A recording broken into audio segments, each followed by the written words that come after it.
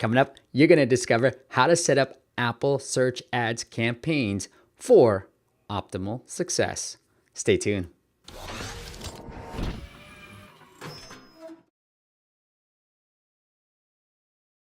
What is up, App Nation? It is Steve P. Young, founder of appmasters.com, the place you go when you want action-packed content in the app business. And today, I've got a snippet from our previous App Masters Virtual Summit that we just finished with my friend Gabe, who runs Incipia.co. Incipia.co. It is linked up into the description, so check him out there.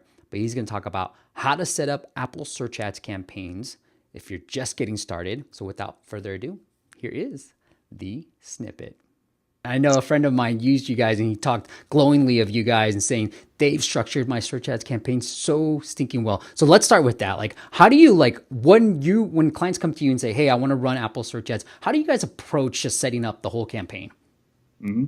So it actually depends on how much budget you have and how much time you have to manage it. You can go the sort of like starter route, which is good enough for most folks that might be spending a few thousand a month.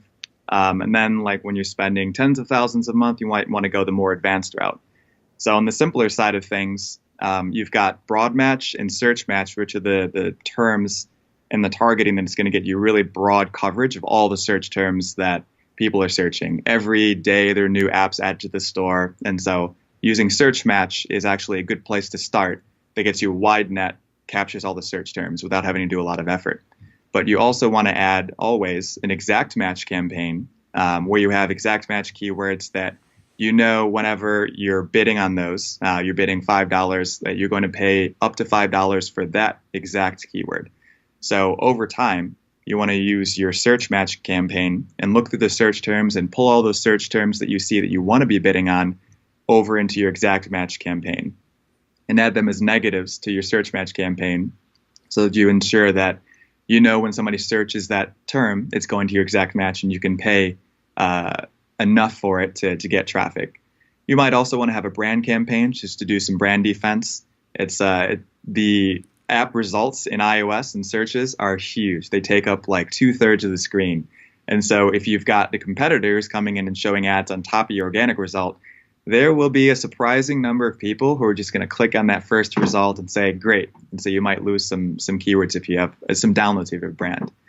On the more advanced side, you can structure things out into tiers. So you can have ad groups that have your highest LTV for those users in exact match. And you can use the CPA goal to bid a little bit higher and use a very high bid to make sure that you're giving the algorithm enough room to bid highly for those keywords that you have really good LTV on. So you might have a tier 1 LTV where your bid is very high. Then you might have a tier 2 where your bid is, medium while your LTV is medium. And then a tier 3 where your LTV is a little bit lower. You want traffic, but you don't want to pay as much for it. And that's on the more advanced side. That's really cool. Now, when you're first setting up those campaigns with the search match on and the broad match versus the exact match, how do you distribute the budget? You want to kind of waterfall as much budget as you can to the exact match. So if you have $1,000 a month, let's just say, if you can spend all $1,000 in exact match, great. Over time, you're going to build more keywords in exact and you're going to be able to spend more budget. But if you're just starting off, you might put, say, $250 towards exact match and the rest of it towards the broad and search match. And then if you see that you're capping out on budget on the exact match, raise it up to $300 to $350 and just see how much you can spend on exact match.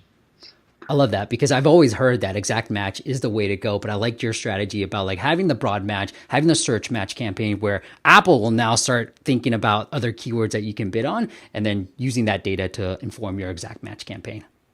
It's all about the data, baby. I know you love data, Gabe. I know you love it. Oh, that is it. All right. Now, if you want the full interview, it is all under appmastersacademy.com, appmastersacademy.com. And we've got a great community there. If you sign up for App Masters Academy, definitely get in touch with me and let me know because I want to see if you fit the community that we have growing called App Masters Elite. All right. So let me know. But if you want that full interview, it is once again appmastersacademy.com. All the App Masters virtual summits that we've hosted. We've done 2 so far with 21 different video content just like this. Those videos are all under App Masters Academy as well, along with all the entire playbook that we have that we execute for our clients that I've been sharing with you guys. That is also on there as well. So hundreds of hours of app marketing and app promotion courses all under one roof called appmastersacademy.com. And I'll see you on the next video. Click the top video if you want to see how do you run Apple search ads for paid apps and be profitable. And click the bottom video if you want to see how App Store reviews actually impact your rankings. Peace out.